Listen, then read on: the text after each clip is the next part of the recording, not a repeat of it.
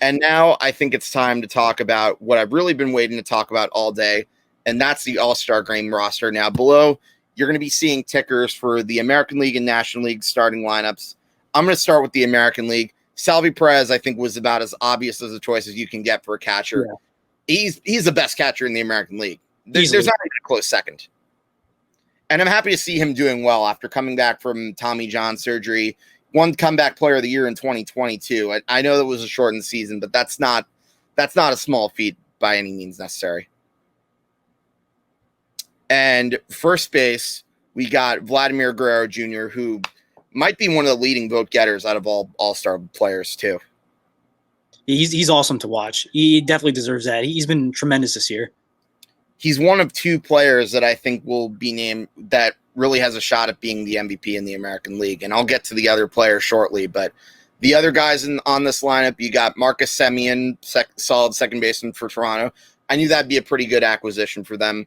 And then you got the left side of Boston's infield, Bogarts and Devers. And as for the outfield, you got Mike Trout. Now, you'll notice on the ticker right there, I have a little asterisk above his name, and that's because he unfortunately can't play due to injury. But I thought his name was worth mentioning still because he was one of the leading vote getters, and he would be a starter had he been healthy. And then, of course we got Teoscar Hernandez and Aaron Judge. So, goes to show you how loaded the AL East lineups are. So we'll see how it goes. And some of the other players that didn't get selected.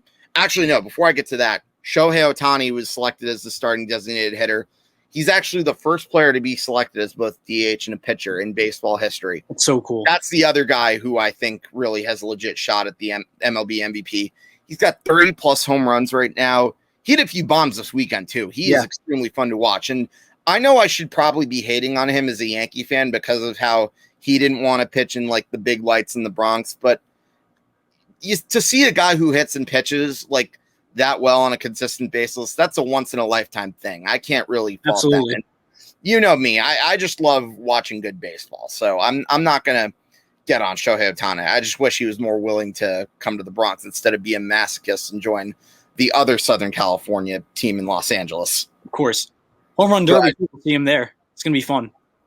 And now Ben Cruz actually, he has a few comments. Ohtani is an absolute machine. I agree. He is. He also says Cedric Mullins robbed. Yes. You know what, though? Yes. With Mike Trout's injury, that could very well open the door for him to be in the starting lineup, and I completely agree with that. I'm going to pull up his numbers, too, for you. His average has got to be, what, like well over 300 right now? Yeah, I have it right here, actually. He's banged 318, 15 bombs, 32 RBIs, 15 stolen bases. He's been phenomenal. What, are you trying to steal my thunder, Dom? I love Cedric. I was just about to talk about him. No, I appreciate that. I love that you're helping me on the side. He's just obviously the All-Star Game is a popularity contest in terms of voting, but this guy is just like he's been insane this year. Not many people thought he was going to break out. He's 5'6". He's just a pure athlete. He's really good, and I think deserves a shot to start in center field during this All-Star Game. And by the way, speaking of snubs, we mentioned Shohei Ohtani was the starting designated hitter. For him to beat out guys like JD Martinez and Nelson Cruz, that says something. Yeah. Both of them made it to the All-Star Game, by the way, but they're not in the starting lineup. Besides them, you got Adolis Garcia, possible Rookie of the Year winner. Joey Gallo in Texas, who's a name that I see a lot of Yankee fans wanting. I don't know if that's necessarily going to happen, and I really don't know if at this point it's going to make a difference, but oh well. And Michael Brantley, who is another name I really wanted. Nice contact hitter. I know he's with the Astros, but he's pretty solid. Jared Walsh, the guy who pretty much usurped Albert Pujols from the first base spot. I think that's another solid selection for reserves. Jose Ramirez, Matt Olson, Carlos Correa, Bo Bichette, who I think is probably the most underrated member of that Blue Jays lineup. You could even argue he's as good as Vlad. Well, no, not as good as Vlad, but he's up there. Yeah. Definitely one of the better players in that lineup. And then last but not least, you got the disgraced Jose Altuve, who, make no mistake, say what you want about the Astros, I still think he deserves to be mentioned among the All-Stars. Mm-hmm. How's it going, John Rankin? Good to see you. Thanks for checking in, buddy. Love to catch you on a show one of these days. And now let's get to some of the pitchers that were selected. Shane Bieber, Garrett Cole, Nathan Eovaldi, who, again, I'm not surprised to see him bouncing back. That's another reason the Red Sox are doing well. Kyle Gibson, another possible trade target, too. Yep. I could see him going to a contender. Yusei Kikuchi, Lance Lynn, and Carlos Rodon. And then as far as the relievers go, you got Matt Barnes, Aroldis Chapman, Liam Hendricks. And yeah, I think actually Ryan Presley and Gregor Soto. But yeah, it's pretty solid all-star team. You got no complaints. The only really complaint I have is I think Mullen should be a starter. Yes, I agree. And now, before we wrap this up, let's go over to the National League starters. We got Buster Posey as your starting catcher. Happy to see him bouncing back. Missed it. Awesome. Great to see him come back after missing a year because of COVID-19, but he had a good reason to do so too. And to see him still among one of the elite members at catcher, it's great. And I got to ask you, Dom, I don't know if we talked about this in great depth before. Who did you view as the better catcher, like in the National League, Posey or Yachty? It's tough. I've always loved Yachty, so I would probably lean towards Yachty. Buster Posey is definitely up there too. I just love how consistent Yachty is. He just kind of, he's always been just such a good defensive catcher, and now just being a really good contact hitter too. And he's just a great clubhouse team guy. I love Yachty. Yeah, it's a tough call for me because Buster's one of those guys that, in a sense, it was like a Derek Jeter personality for the Giants in that he came into a championship atmosphere. He helped them win multiple championships, and he's going to be a future Hall of Famer too. So I'm not going to I can't disrespect Buster Posey, but it's a tough call, but I'd have to go with Yachty just barely because he has a lot of the same qualities that Buster had. Yeah. I think the only reason I can't really put Buster ahead of Yachty is because Buster had a lot of injuries that kind of slowed down his career. But nevertheless, Yachty has a lot of gold gloves, and he's actually improved his hitting over the years too. Yeah. I can't really go against Yachty. He might not be ahead of Pudgy Rodriguez for best catcher of my lifetime, but he's pretty high nonetheless. I agree. And Tom says, so do I. I'm assuming he's talking about Cedric Mullins. And other guys that we have for the starters, Freddie Freeman, starting first baseman, coming off a National League MVP season. I'm happy to see him get the starting job. I mean, Matt Muncy had a pretty good season, but I think you got to put it at Freddie Freeman. Yeah, I agree. He's been so good. And we got some under-the-radar players, too, in this lineup. Adam Frazier of the Pirates. I really hope he ends up getting dealt to a championship contender. He should. One of the best hitters in the league right now. Nolan Arenado at third base. Great acquisition by the Cardinals. The fact that they pretty much had only give a bag of chips to get him. I know Andy can vouch for me on that. Fernando Tatis, I would say, I think him and Vlad are probably the league leaders among vote getters in this All-Star game. Another guy who's I'm not surprised to see, Raul Acuna, who I think for National League MVP, it's probably going to be either him or Tatis. Yeah, I agree. But I think at the end of the day, it's probably going to be Tatis. I think this is really his first real breakthrough season. I mean, this is actually the first time you're seeing him in a normal full 162 game season, if you can believe that. Yeah, it's crazy. And the other two outfielders in the starting lineup, two guys on the Reds who have been quietly doing well, as there's a drive into left field by Castellanos. That'll be a home run, and that'll make it a 4-0 ball game. And then, of course, he got his teammate Jesse Winker. So I like this lineup a lot. And then got some pretty good reserves, JT Realmuto, Ozzy Albies. It was a tough call between Bryant and Arenado, but I think Arenado was probably the better choice for third base. Mm-hmm. Brandon Crawford, Jake Cronenworth, Max Muncy, as I mentioned, he just got edged out by Freeman, but in any event, he's definitely a worthy all-star. You got the most recent hitter of the cycle, Trey Turner, in there too.